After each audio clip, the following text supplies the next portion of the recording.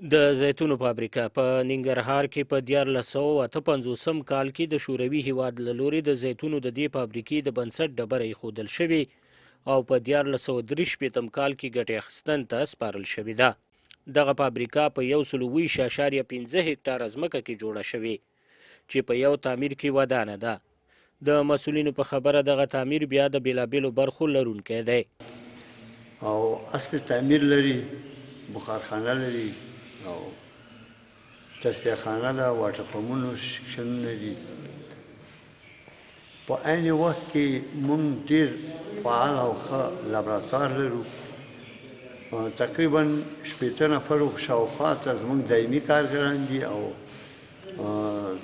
تقریبا یو 30 نفرو ته د نورو ته د کار زمینه برابره شوې. د پرسونل زیاتوالی او کموالی د تولیداتو پورې اړه لري. په ورځ کال زموږ تولیدات لږ کم وو، 200,000 لیټره موږ لاسته راوړي. سږکال دا اوسه پورې چې سیزن نیمایي شوی دی 40,000 موږ لاسته راوړي. امکان لري چې دا 80,000 ته ورسېږي یا 90,000 ته ورسېږي. په خپل وخت سره دغه فابریکه د سیمې په سطحه یو له پرمختللو فابریکو څخه شمیرل کېده. دغه فابریکه کې اوس مهال د ننګرهار ولایت ترڅنګ د هیواد د یو شمېر نورو ولایتونو د زیتونو څخه هم تیل او اچار جوړیږي.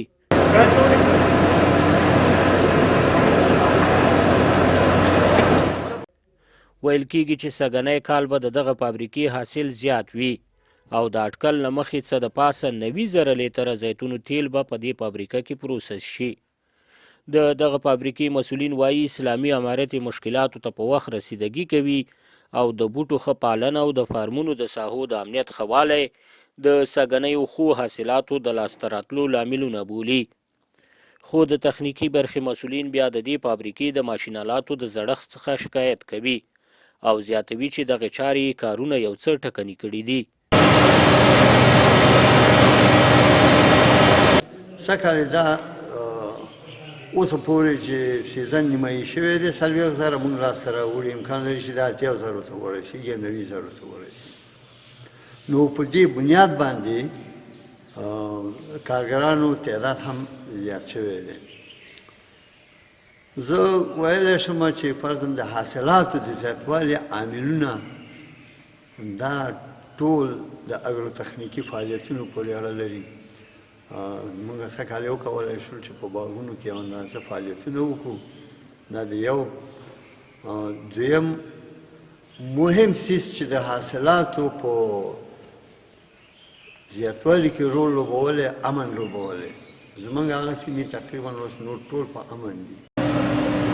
زموږ دا ماشینګري چې ده د ماشینګري په بس کې زه کار کوم. پخوا نه نن سږ کال زیتون بیا اندازې زیات شوي دي او بس کارونه دې روان دي او دا ماشینګري چې ده زموږ د لږ ډېره زړه شوې ده او پخواني ماشینګري ده. اوس نوې ټکنالوژي راوتې، ښایسته ماشینونه راوتې دي، ښایسته هغه پخوا ډېر کسانو کار کولو، اوس کسانو تعداد هم کم دی او غواړو چې په دغه برخه کې ماشینګري نوې راشي، کسان هماغسې پخوا غوندې شي.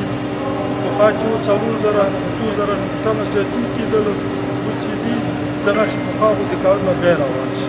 د ننګرهار وادي کرنیز ریاست مسؤلین وایي په 4 ګونو فارمونو کې اوس مهال هره ورځ په زیاته اندازه تور زیتون د تیلو پروسس په موخه راټولیږي او د پروسس لپاره د کانال ادارې د زیتونو فابریکې ته رالیږدول کیږي. د ننګرهار د کانال رئیس مولوي غلام رحمان ډاډ ورکوي چې دوی به د کانال ریاست بوټو او فابریکې ته لا ډیره پاملرنه وکړي تر څو یې په حاصلاتو کې ورځ تر بلې ښه والی راشي. زیتون د کانال اصلي اساس او بنیاد چې دغه زیتون دی او چونکې دا په ډیرو ملکونو کې په دغه معیار او انداز باندې نشته او په کوم انداز او معیار باندې چې د دې نه تیل یا اچار ترلاسه کېږي دا هم په دنیا کې نشته. ځکه زموږ تیل کاملا خالص دی او هیڅ قسمه یو ذره بل شی نه لري. هیوادوالو ته پوره اطمینان ورکوو. د زیتونو دا باغونه د انقلاب په اوږدو کې یو څه نقصاناتو سره مخ شوي دي.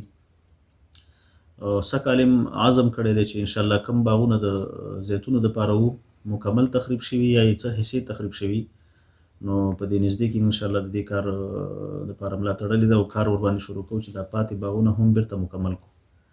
او چې کوم تخریب شوي ساحې دي دا مکمل کړو چې د دې لپاره موږ کورې تیارې دي، بوټین تیار دي او کاریګر هم انشاءالله یو ترتیب برابر شوی دی چې د هغوی په لاس باندې به موږ دا کرو. باغونه به انشاءالله ټول مکمل شي. ورسره په څنګ کې تېرو کلونو کې به شاوخوا 4.5 ټنه خواوشا داسې زیتون شوي چې هغه 42,000 لیټره تیل ترېنه ترلاسه شوي دي او چې د هغې جمله عواید تقریبا 325 لکه او 80,000 خواوشا جوړیږي. سږکال اټکل داسې دی او بظاهر ښکارېږي هم چې زموږ زیتونو به پیداوار به انشاءالله 900 ټنو خواوشا ته رسېږي چې په دې کې موږ څه 12 ټنه یا څه د پاسه 12 ټنه دا اچار تیار کړی دی او د پاتې نه د تیلو فروسه روانه ده ښه په چټکۍ باندې.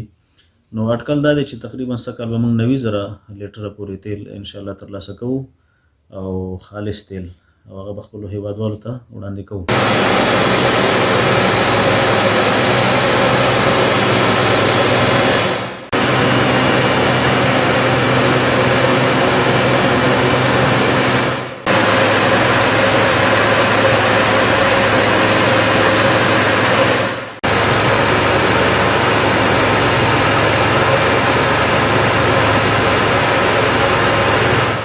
دلته د زړو مامورینو ترڅنګ یو شمېر نوي کارګرو ته هم د روزمز په شکل د کار زمینه برابره شوې چې ټول یې له خپل کار څخه خوښ دي.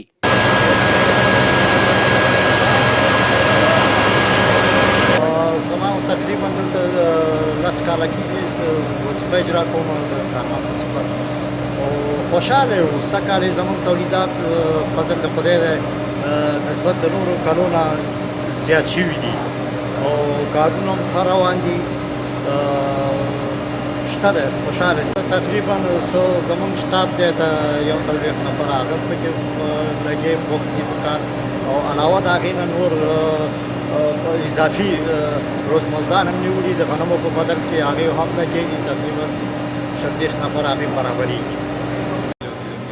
فعلا د زیتونو فابریکه دلته یو تن روزمز مزدوري به کار کوم د یو من غنم په دلته هغه غنم چې ما لرکوي د دې غنم په لپاره دلته هم کار کوم هم پوهنتون ته ځم. زه فعلا محصل یم، محصل د سهار 9 نه تر 2 پورې دلته فابریکه کې زه کار کوم. 2 نه اخوا زه پوهنتون ته ځم، شمسي الفلاح پوهنتون. هلته زه خپل درسونه مخته بیایم. یو خو دا د وطن تولید دی، د وطن لپاره ګټه ده، د وطن د اقتصاد د لا پیاوړتیا لپاره، او بل دلته زموږ د محصلانو لپاره یو ښه فرصت دی د خپل د سات او د روزګارتیا ختمولو لپاره. دلته موږ راغلي یو د ورځني کار لپاره چې دلته مصروف یو. دا په داسې حال کې ده چې د 10 ټنه اچارو د پروسس مرحله بشپړه شوې، خو باورونه دا دي که د کانال ریاست اړوند د فارمونو زیتونو بوټو ښه ساتنه وشي نو له یوې خوا به یې حاصلات ښه شوي وي او له بلې خوا به پکې د حاصلات پر مهال ګڼ شمېر بېروزګاره وګړو ته د کار زمینه هم برابره شوي وي. سباون ساحل، روحي نیوز، جلال آباد.